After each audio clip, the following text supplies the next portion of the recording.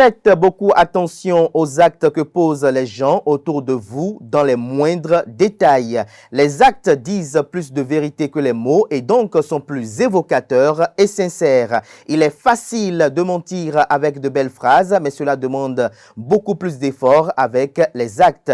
Une personne qui s'excuse mais qui continue de faire la même erreur à répétition ne s'excuse pas, elle vous manipule. Quelqu'un qui vous dit que vous êtes une personne importante à ses yeux, mais qui n'a jamais de temps à vous consacrer, n'est réellement pas intéressé par vous. Quelqu'un qui vous vend du rêve, vous baigne dans une fausse sécurité, vous manipule tout simplement au gré de votre utilité à sa cause. Bonjour à toutes et à tous, bon réveil matinal, bienvenue sur Free Matin, ce rendez-vous matinal d'information, d'analyse et de divertissement sur ESAE TV. La Commission électorale nationale autonome Sénat a procédé hier lundi à la remise de chèques aux formations politiques éligibles, ceci dans le cadre du financement public des partis politiques. La presse locale en parle du plafond au plancher. Vous en saurez davantage dans la une des journaux, mais également dans le bulletin matinal d'information de ce matin sur Free Matin. Le gouvernement s'est rendu au chevet des victimes des attaques terroristes dans la commune de Kérou. La presse locale en parle également et donne des détails sur la composition de la délégation gouvernementale. Vous en saurez davantage également sur cette actualité dans le bulletin matinal d'information qui est présenté ce matin par Francis Fahami. On vous propose également au cours de cette émission matinale les opinions de quelques citoyens rencontrés ça et là dans la ville de Cotonou qui commentent, j'allais dire, le retour consacré par une décision de la Cour constitutionnelle de Hervé Romain au Parlement. Des détails sur leurs opinions, notamment dans le bulletin matinal d'information. Pour ce qui est de la rubrique sport de ce matin, en stade de préparation à Lomé, la sélection nationale U20 dames du Bénin affronte son homologue du Togo ce mardi à 15h30 GMT, soit à 16h30 au Bénin. Pas de changement dans le top 5 des meilleurs buteurs de la Super League Pro du Bénin. La Fédération béninoise de tennis de table a organisé sa deuxième édition de test de niveau de tennis de table le week-end écoulé. Des précisions sur l'actualité sportive avec Colombe Oussou. La rubrique définition du jour de ce matin avec Quentin Amoussou nous fait découvrir le sigle BOAD, défini Banque Ouest-Africaine de Développement. Le but et les missions vous sont exposés par le chroniqueur. La page horoscope de ce jour est présentée par Anel Dou, en quoi les prédictions qu'il a recueillies pour vous, chers amis internautes. Le signe le plus chanceux est le taureau. Natif du 10 signes, vous abattrez un travail énorme grâce à votre sens aigu de l'organisation qui vous permettra d'être très efficace. Voilà l'essentiel à retenir du sommet de ce matin, chers amis internautes. On démarre juste après l'instant pub sur Free Matin.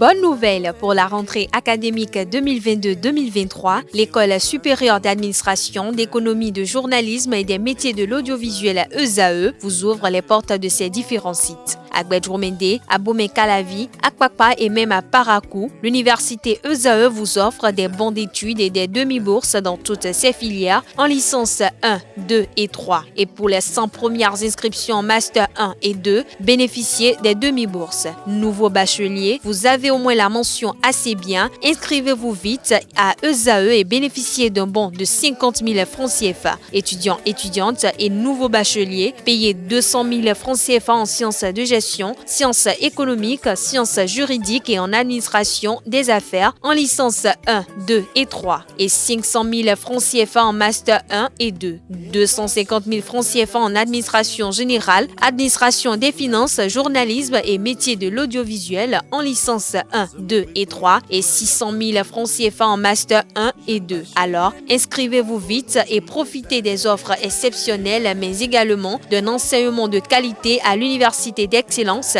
ESAE. Infoline 90 93 65 21 ou le 98 98 14 00. ESAE, l'excellence à un nom.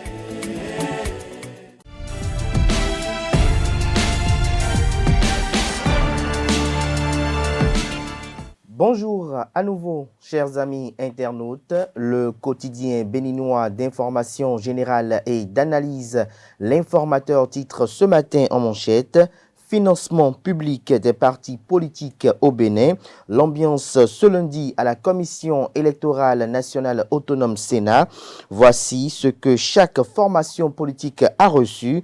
UPR, Union progressiste Le Renouveau, 706 879 921 francs CFA. Le BR, Bloc républicain, 545 533 454 francs CFA.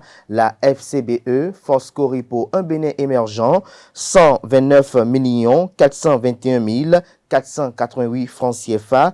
Les démocrates LD, 118 165 137 francs CFA. Retrouvés, comme le canard l'annonçait bien évidemment en manchette, l'ambiance qui a prévalu hier au sein de cette institution en charge de l'organisation des élections en République du Bénin. Toujours à la une de l'informateur de ce matin, on peut lire en deuxième de titre à sa une, après son remplacement à l'Assemblée nationale, la rumeur a nommé Janvier Yawédéou ambassadeur. Toujours à la une de l'informateur de ce matin, incarcéré pour avoir donné la même garantie à deux banques, le notaire Agbanri et son client en liberté provisoire. Dialogue social, une rencontre annoncée entre le gouvernement et les syndicats ce jour, nous apprend l'informateur. Les attentes de cette assise où sont livrées à la page 6. L'oreille droite de la une de ce matin de l'informateur à travers un titre sur l'Assemblée nationale vous invite à découvrir dans les colonnes de sa parution les productions journalistiques des journalistes en herbe à l'École supérieure d'administration, d'économie, de journalisme et des métiers de l'audiovisuel ESAE. Le quotidien de service public publie ce matin en manchette. Première session de la Cour spéciale des affaires foncières. Une dizaine de dossiers retenus. La Cour spéciale des affaires foncières a tenu ce lundi 15 mai sa première audience dans l'enceinte de la Cour d'appel de Cotonou. Elle lance ainsi ses activités avec cette première session pour laquelle une dizaine de dossiers sont enrôlés. Victor Fatindé, président de la dite Cour, promet rigueur, méthode et efficacité dans le traitement des dossiers retrouvés. Un article édifiant en page 3. Financement public des partis politiques, des chèques pour les partis politiques, des détails à la page 3 de la livraison de ce matin du quotidien national d'information. Rencontre régionale sur la santé dans toutes les politiques, renforcer les capacités pour une meilleure promotion de l'approche. Retrouvez l'article à la page 15 de la livraison de ce matin de La Nation. Fraternité, ce matin, manchette, parle d'après les attaques terroristes à Kérou, la sollicitude du gouvernement à l'endroit des populations, une forte délégation ministérielle sur les lieux du drame. Le journal fait savoir que ainsi, la délégation composée des ministres Alassane Seydou de l'Intérieur, Alain Fortuné-Nouatine de la Défense, Raphaël Akoteyon de la Décentralisation, ainsi que des cadres techniques a annoncé aux populations le déblocage ponctuel par le gouvernement d'une enveloppe financière d'environ 20 millions de francs CFA au profit des populations victimes d'actes terroristes à Kaobagou et à Banikwara pour témoigner sa solidarité et celle du peuple béninois tout entier aux blessés et aux familles des victimes. Lors de la rencontre avec les populations sur la place publique de Kaobagou, le ministre de l'Intérieur et de la Sécurité publique a fait savoir aux populations que suite à ces événements, retrouvez la suite du speech du ministre de l'Intérieur à la page 2 de la livraison du jour de Le Journal. Toujours à la une de Fraternité de ce matin, représentation dans les parlements régionaux et institutions, grande confusion autour des modalités de désignation, le consensus, seule porte de sortie au risque de saisir la Cour constitutionnelle. Toujours à la une de Fraternité de ce matin, première tranche du financement public des partis politiques, 1,5 milliard octroyé à 4 formations éligibles. Nous passons à présent à Le Matinal, drame de Kérou, solidarité gouvernementale à la population de Kaobagou. 3 ministres sur le terrain, 20 millions de francs CFA aux victimes et blessés. Toujours à la une de Le Matinal de ce matin, cours spécial des affaires foncières, démarrage officiel des audiences. L'article à retrouver à la page 11. Toujours à la une de Le Matinal de ce matin, financement public des partis politiques. Les démocrates intègrent le cercle des partis éligibles. Matin libre ce matin en manchette, projet pipeline Niger-Bénin, la 8e législature goûte à ces lois non digestes et chrysogènes. L'article à retrouver à la page 2. Toujours à la une de Matin libre de ce matin, il y a eu des passés à la guillotine. Vous avez un interchange, pour ne pas dire, au niveau des titres. Normalement, le titre premier devait être en place du second. Projet Pipeline Bénin-Niger, la forêt classée de Sakété préservée. Et en manchette, on peut lire, Yahweh passe à la guillotine. La 8e législature goûte à ces lois non digestes et chrysogènes. Nous passons à présent à Le Béninois libéré, qui titre ce matin en manchette. Sortie peu réfléchie pour inviter Patrice Talon au pardon, tout en l'accusant, Valentin, très mauvais négociateur et un chrétien menteur, estime le journal. On ne ment pas sur le compte de celui de qui on attend une faveur. Toujours à la une de Le Béninois libéré de ce matin. La Fédération béninoise de handball, renforcée par un important lot de matériel, les fruits du travail ingénieux du président Sidiko Karimou, sont à retrouver en page 5. Le grand regard ce matin en manchette, rappel des coulisses du pardon de Yahi à Talon. Valentin Agossou Dianotin se livre à un jeu brutal, s'interroge le confrère. Le journal écrit noir sur blanc en manchette que Valentin Agossou Dianotin est revenu sur les dessous du pardon accordé par l'ancien président Thomas Boni Yahi à son successeur Patrice Talon. Dans un franc-parler, l'ancien ministre de la Justice de Boni Yahi a fait savoir les pas posés par l'opérateur économique Patrice Talon pour susciter le pardon de son prédécesseur dans les affaires tentatives d'empoisonnement et de coup d'État. Ainsi, Valentin Agossou Dianotin semble se livrer à un jeu brutal qui pourrait compliquer la tâche au Parti Les Démocrates qui œuvre pour la libération des prisonniers politiques et le retour des exilés. Toujours à la une du même quotidien ce matin, face à la presse locale à Parakou, Wilfried Léandre Ngbeji chante le requiem de l'aéroport de Tourou. Le pays émergent ce matin en manchette, Assemblée nationale, 9e législature, la désignation des députés béninois au sein des parlements régionaux, reportée s'inédit. Nous passons à présent au quotidien d'Abarou qui titre ce matin à sa une, épidémie de choléra au Cameroun. 760 cas de contamination et 27 décès enregistrés. Le Chasseur Info ce matin en manchette, première session ordinaire de négociation collective au titre de 2023, face à face gouvernement-syndicat ce jour. L'article à retrouver dans les colonnes de la page ce matin du journal. Toujours à la une de Le Chasseur Info de ce matin. Thèse en sociologie du développement à l'université d'Abomey-Calavi, l'expertise de Pascal Guitibi sur la cybercriminalité lui concède le grade de docteur, l'éducation numérique, une alternative de lutte. Décryptage info à présent, échanges commerciaux, le Togo, premier client du Bénin dans la CE2AO au 4e trimestre de l'année 2022.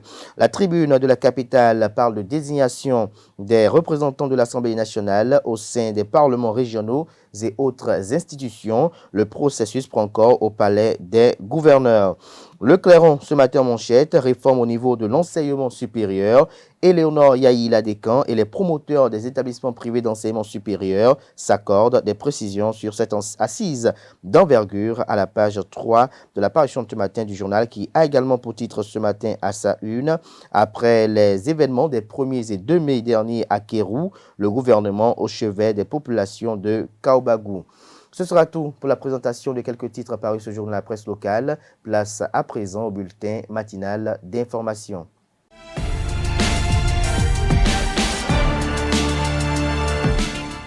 À toutes et à tous, bonjour. Ce lundi 15 mai, les partis politiques éligibles au financement public, à savoir l'Union progressiste Le Renouveau UPR, le Bloc républicain BR, les démocrates LD et la Force Corée.Bénin émergent FCBE, ont reçu leur chèque de subvention.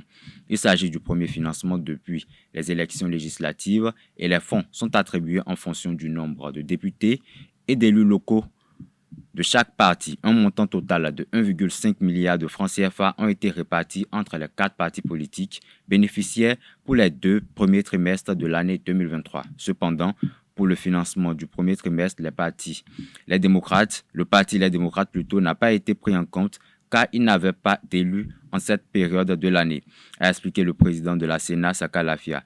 Il faut préciser également que la répartition du montant alloué aux partis éligibles se fait selon une règle précise. Les élus communaux représentent 60% de la répartition, tandis que les députés en représentent 40%. Nous y reviendrons dans nos prochaines éditions.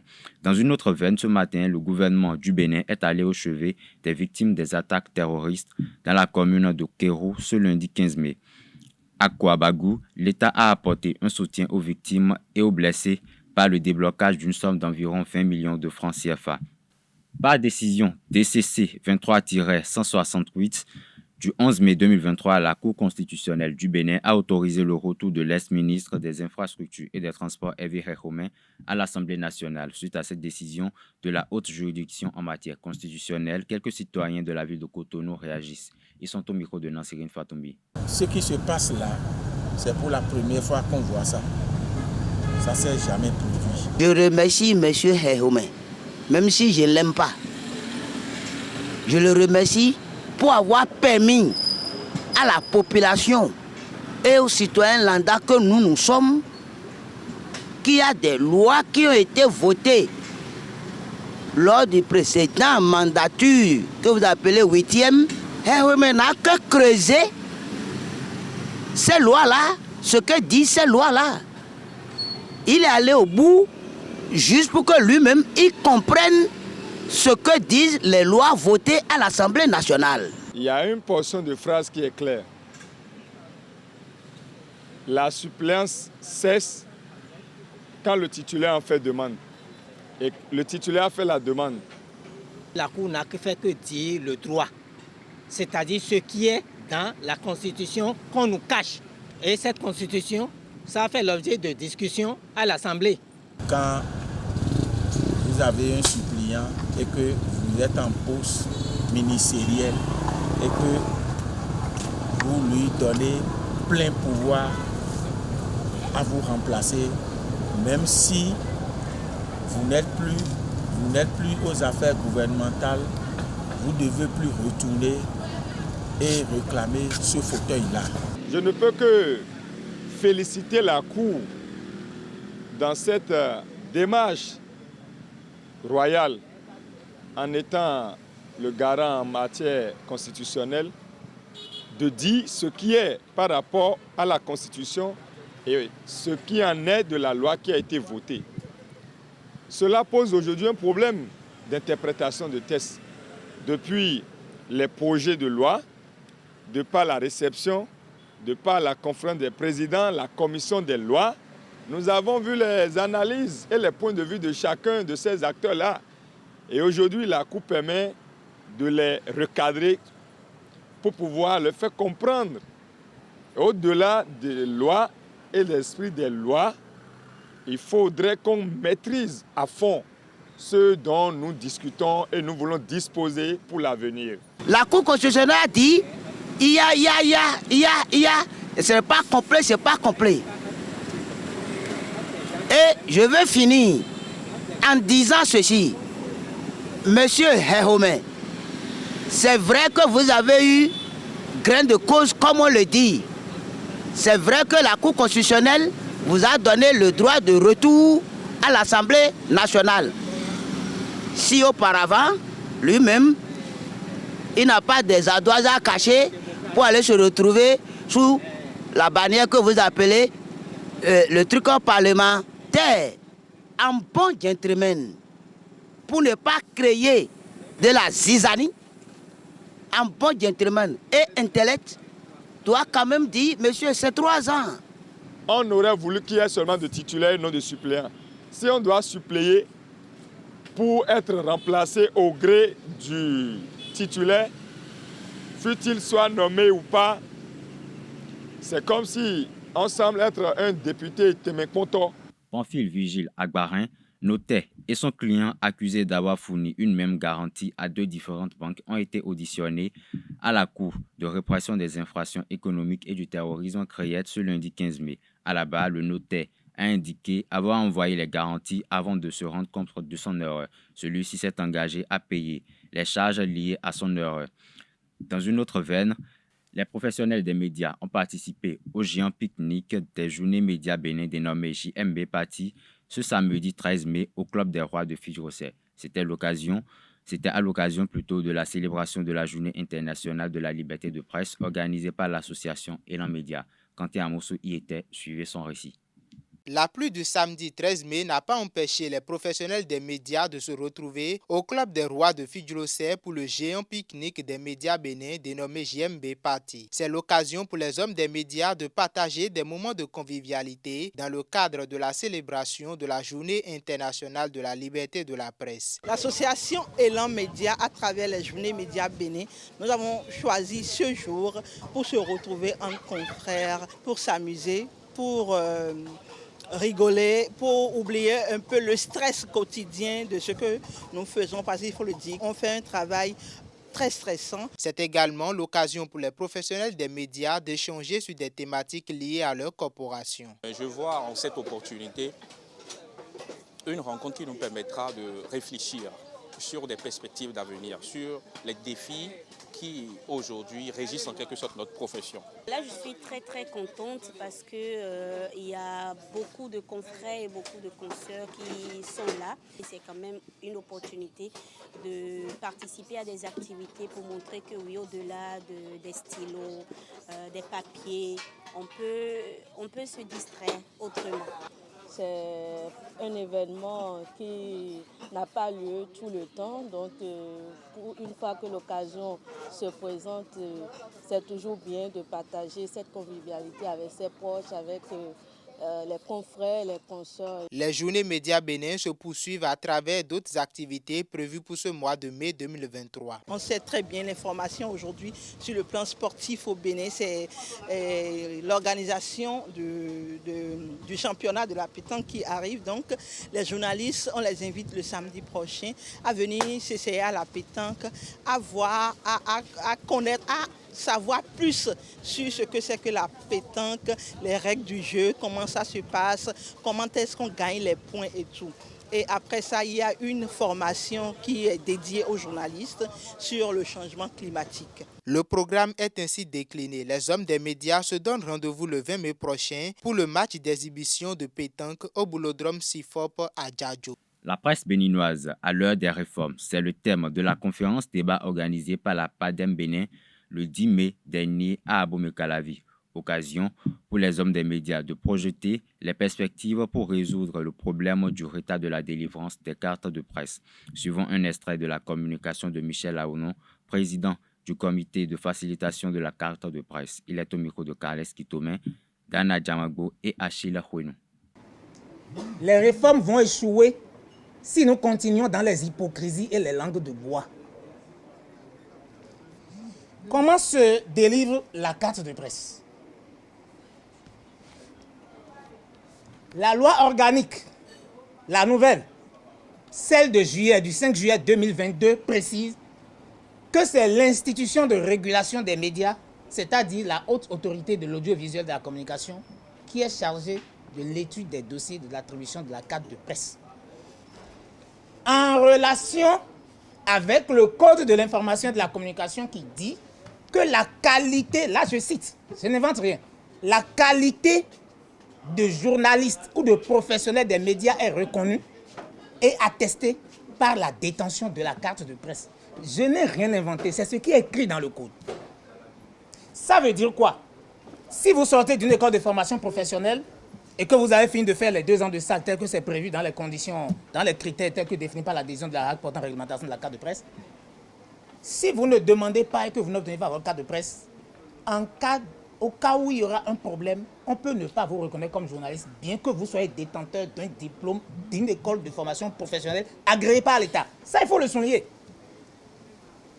L'autre problème que ça pose, ça pose un problème de justice parce que vous ne pouvez pas avoir été à l'école, avoir un diplôme et la pièce qu'il faut pour vous reconnaître la qualité qu'il y a une institution qui refuse de délivrer la pièce.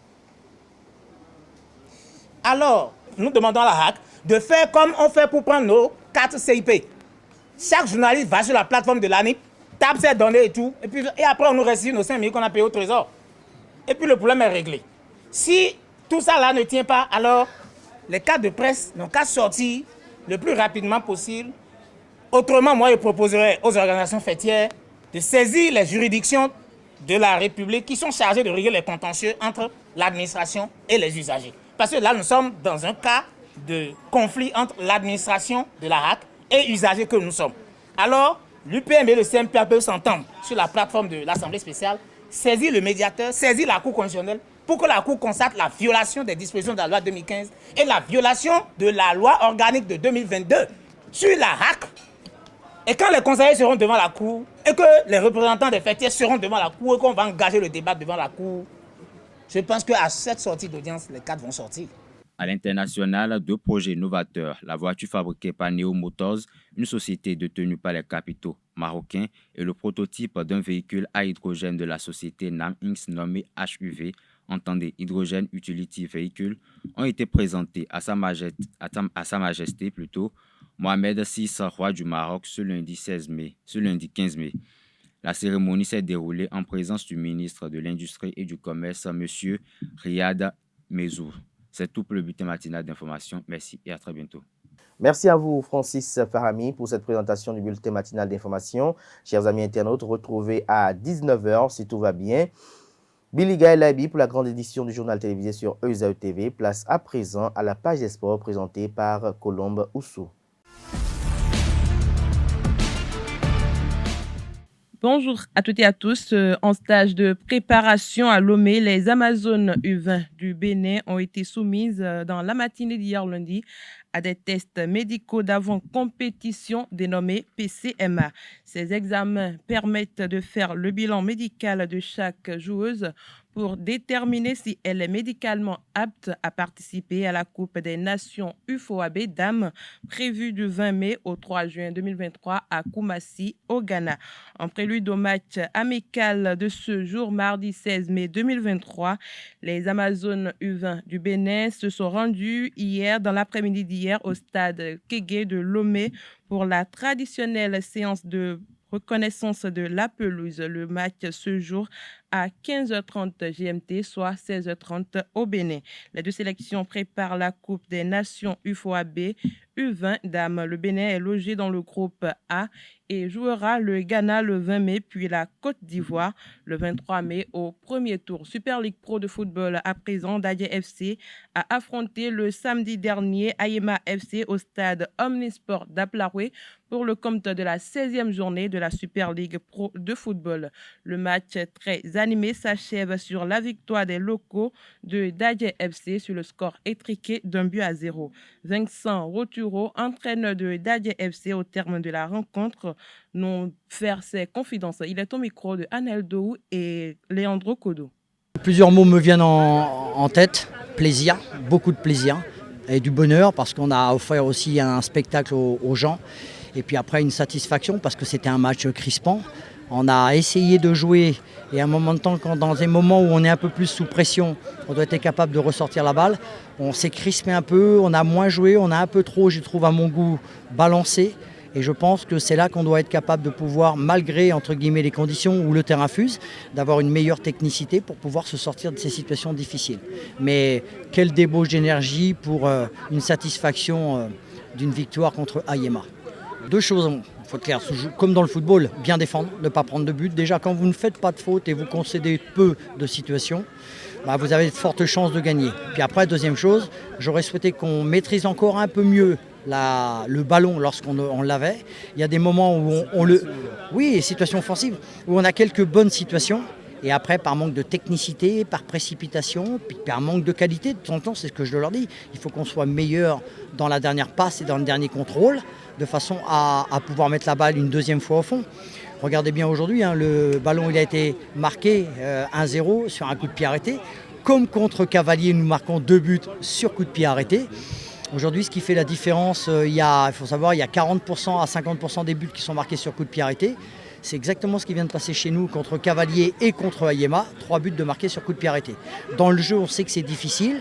Il y a de moins en moins d'espace. Il y a de moins en moins de temps pour contrôler parce que les adversaires sont de très bonne qualité. Et à partir de là, c'est ce qu'on voit que la différence se fait uniquement sur un coup de pied arrêté aujourd'hui. Ça fait partie, je dirais, oui, des marques de fabrique qu'on essaye de faire à l'entraînement. On leur demande simplement que lorsqu'on tire les coups de pied arrêtés, d'être hyper concentré. Puis après, ce qui fait la différence, c'est la qualité du tireur. Il y a le tireur et il y a ceux qui s'en vont au duel pour pouvoir essayer de mettre la balle au fond. C'est ce qui s'est passé ici. Il y a eu un très bon corner de tiré par Coquet.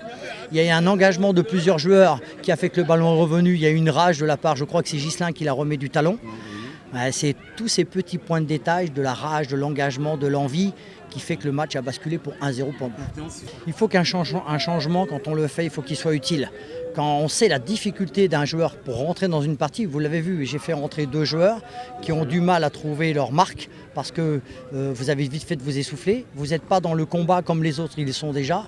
Donc tant que le joueur peut continuer et tant qu'il défend bien, parce qu'on a concédé que très peu de situations, même sur la fin du match, ça veut dire que le bloc équipe a bien travaillé.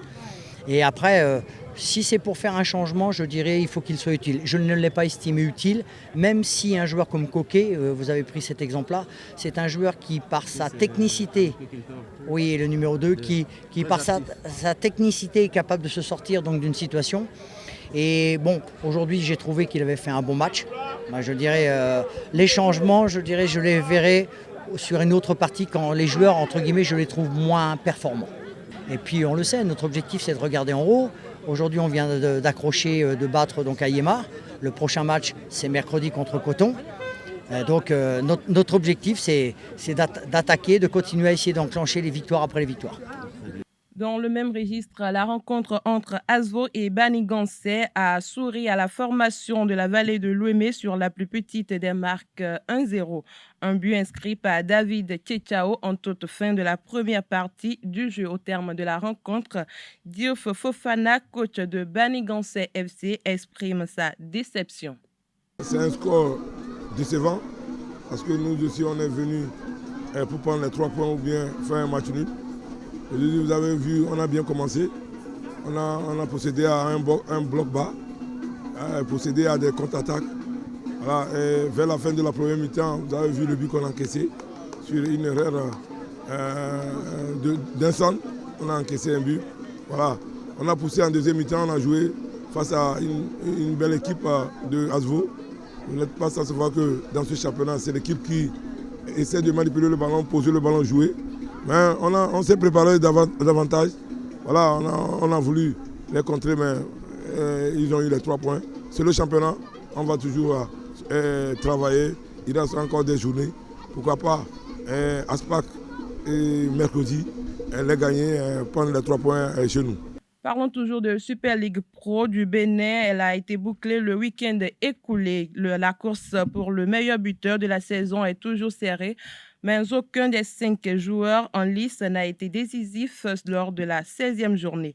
Un seul but sépare les joueurs de la première à la 5e loge du top 5 du classement des meilleurs buteurs de la Super League Pro.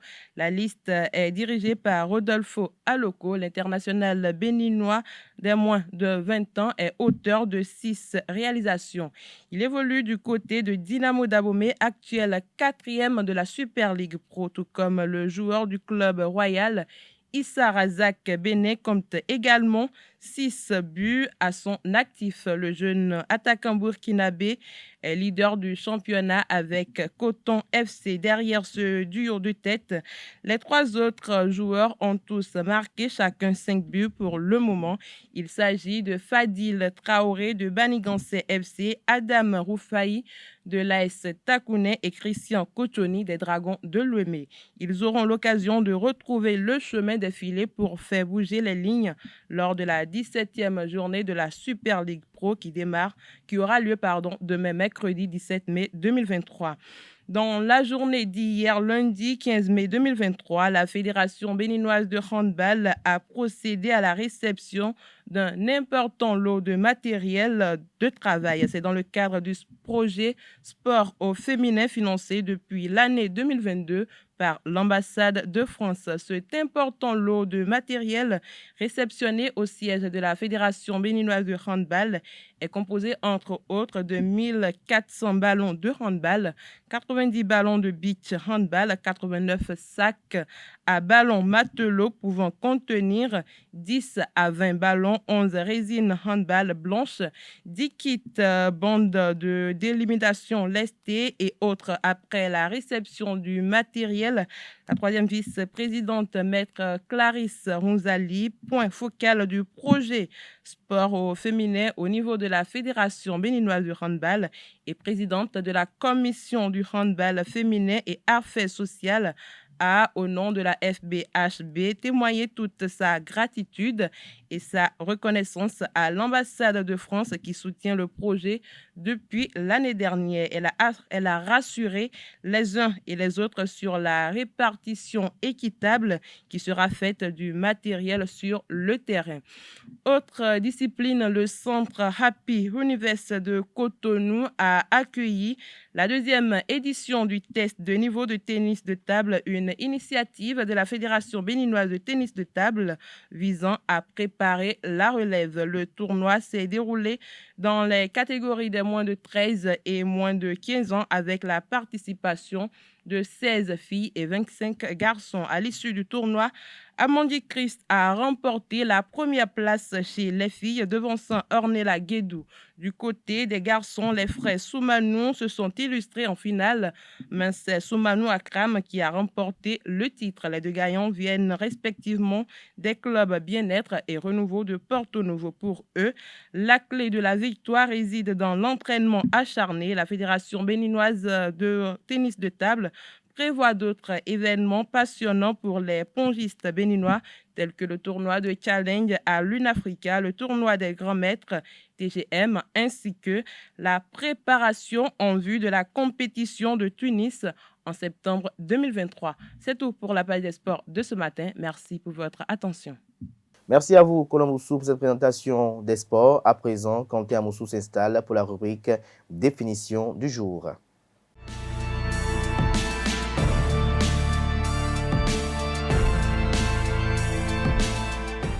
Bonjour, la BOAD, entendez, Banque Ouest Africaine de Développement, est un établissement public à caractère international. Elle est créée par traité signé le 14 novembre 1973. C'est une institution spécialisée commune aux 8 États de l'Union économique et monétaire ouest-africaine UEMOA qui sont le Bénin, le Burkina Faso, la Côte d'Ivoire, la Guinée-Bissau, le Mali, le Niger, le Sénégal et le Togo. Elle a pour objectif la lutte contre la pauvreté. La promotion du développement équilibré des États membres et la réalisation de l'intégration régionale. Son siège est établi à Lomé au Togo, mais elle dispose d'une mission résidente dans chacun des 7 autres États membres.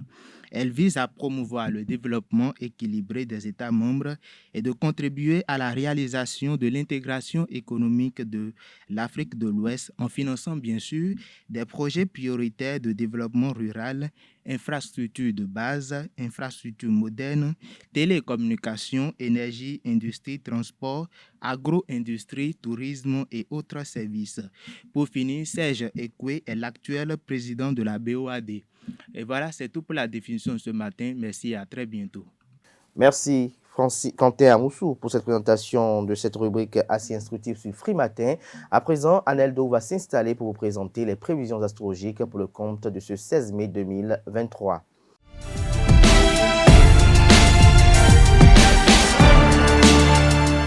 Mesdames et messieurs, bonjour et bienvenue dans l'horoscope de ce jour. Aujourd'hui, nous parlons de votre vie professionnelle. Bélier, vous attirerez la bienveillance et l'intérêt de vos supérieurs qui seront disposés à écouter vos idées et vos projets. Taureau, vous abattrez un travail énorme grâce à votre sens aigu de l'organisation qui vous permettra d'être très efficace. Gémeaux, votre carrière va occuper le devant de la scène. Le climat astral vous aidera à faire de bons choix. Vous aurez tout intérêt à profiter de cette période pour progresser. Cancer, à présent, il vous sera donné l'occasion d'aborder des domaines qui vous tentaient depuis longtemps. Votre enthousiasme vous permettra de vous dépasser et d'atteindre votre objectif avec brio. Lion, votre marge de manœuvre est considérablement réduite. Vous ne pourrez agir qu'en fonction d'un associé qui vous apportera son aide. Vierge, à présent, il vous faudra réfléchir différemment aujourd'hui. Vous trouverez la solution adaptée en dehors des schémas traditionnels que vous avez l'habitude d'utiliser.